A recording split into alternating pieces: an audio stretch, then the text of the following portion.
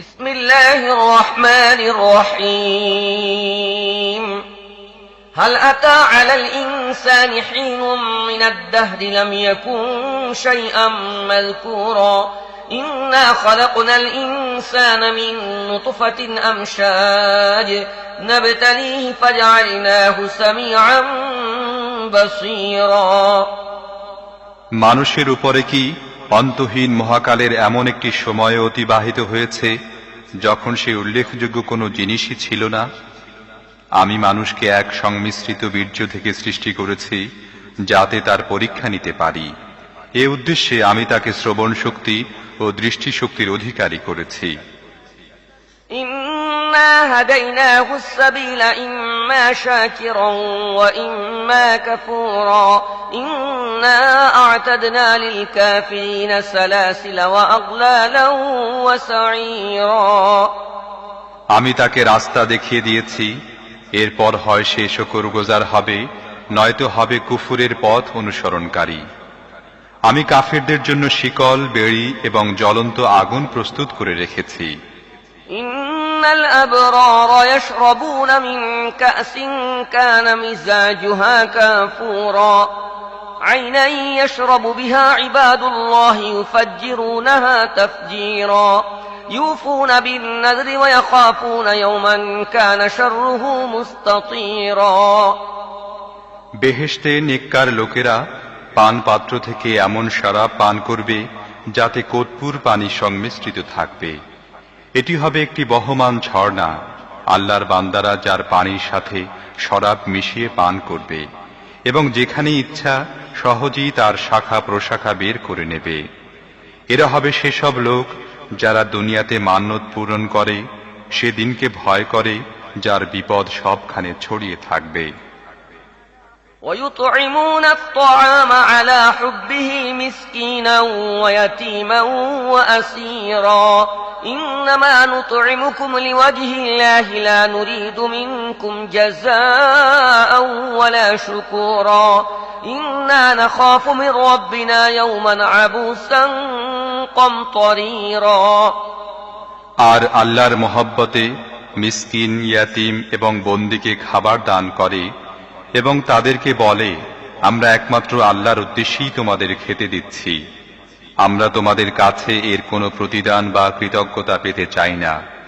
আমরা তো আমাদের রবের পক্ষ থেকে সেদিনের আযাবের ভয়ে ভীত, যা হবে কঠিন বিপদ ভরা অতিশয় দীর্ঘদিন।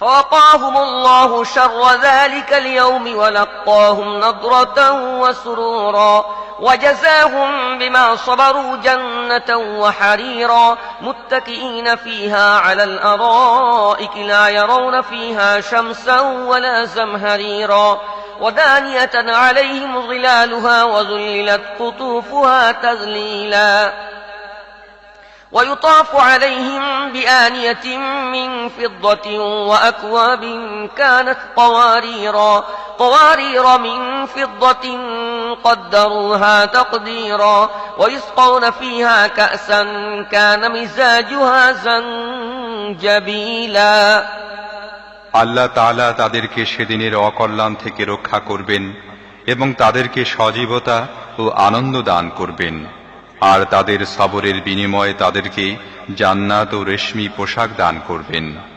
তারা সেখানে উঁচু আসনের উপরে হেলান দিয়ে বসবে, সেখানে রোদের উত্তাপ কিংবা শীতের তীব্রতা তাদের কষ্ট দেবে না। জান্নাতের বৃক্ষরাজির ছায়া তাদের উপর ঝুঁকে পড়ে ছায়া দিতে থাকবে, আর তার ফলরাজি সব সময় তাদের নাগালের মধ্যে থাকবে। তারা যেভাবে ইচ্ছা চয়ন করতে পারবে। তাদের সামনে রৌপ্য পাত্র এবং স্বচ্ছ কাঁচের পাত্রসমূহ পরিবেশিত হতে থাকবে। কাঁচ পাত্র হবে রৌপ্য জাতীয় ধাতুর, যা জান্নাতের ব্যবস্থাপকরা যথাযথ পরিমাণে পূর্ণ করে রাখবে। সেখানে তাদের এমন সুরা পাত্র পান করানো হবে যাতে শুকনো আদার সংমিশ্রণ থাকবে। عينا فيها تسمى سلسبيلا ويطوف عليهم ولدان مخلدون إذا رأيتهم حسبتهم لؤلؤا منثورا وإذا رأيت ثم رأيت نعيما وملكا كبيرا عاليهم ثياب سندس خضر واستبرق وحلوا أساور من فضة وسقاهم ربهم شرابا طهورا إن هذا كان لكم جزاء وكان سعيكم مشكورا এটি জান্নাতের একটি ঝর্ণা যা সালসাবিল নামে অভিহিত। তাদের সেবার জন্য এমন সব কিশোর বালক সদা তৎপর থাকবে যারা চিরদিনই কিশোর থাকবে। তুমি তাদের দেখে মনে করবে যেন ছড়ানো ছিটানো মুক্তা। তুমি সেখানে যেদিকেই তাকাবে সেদিকেই শুধু নিয়ামত আর ভোগের উপকরণের সমাহার দেখতে পাবে এবং বিশাল সাম্রাজ্যের সাজ সরঞ্জাম তোমাদের দৃষ্টিগোচর হবে। তাদের পরিধানে থাকবে মিহি রেশমের সবুজ পোশাক এবং মখমল ও সোনালী কিংখাবের বস্ত্ররাজি, আর তাদেরকে রৌপ্যের কঙ্কন পরানো হবে। আর তাদের রব তাদেরকে অতি পবিত্র শরাব পান করাবেন। এ হচ্ছে তোমাদের জন্য প্রতিদান, কারণ তোমাদের কাজকর্ম মূল্যবান প্রমাণিত হয়েছে।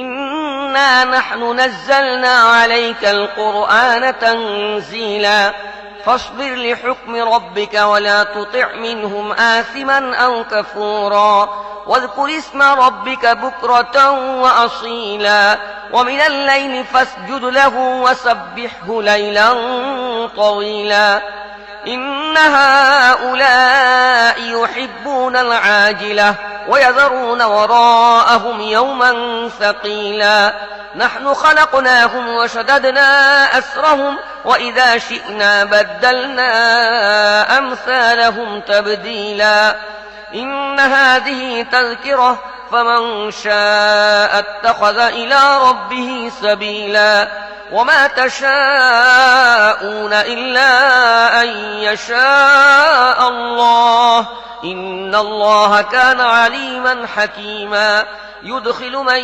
يشاء في رحمته والظالمين أعد لهم عذابا أليما হে নবী, আমি তোমার উপরে এই কোরআন অল্প অল্প করে নাজিল করেছি, তাই তুমি ধৈর্যের সাথে তোমার রবের হুকুম পালন করতে থাকো এবং এদের মধ্যকার কোনো দুষ্কর্মশীল এবং সত্য অমান্যকারীর কথা শুনবে না।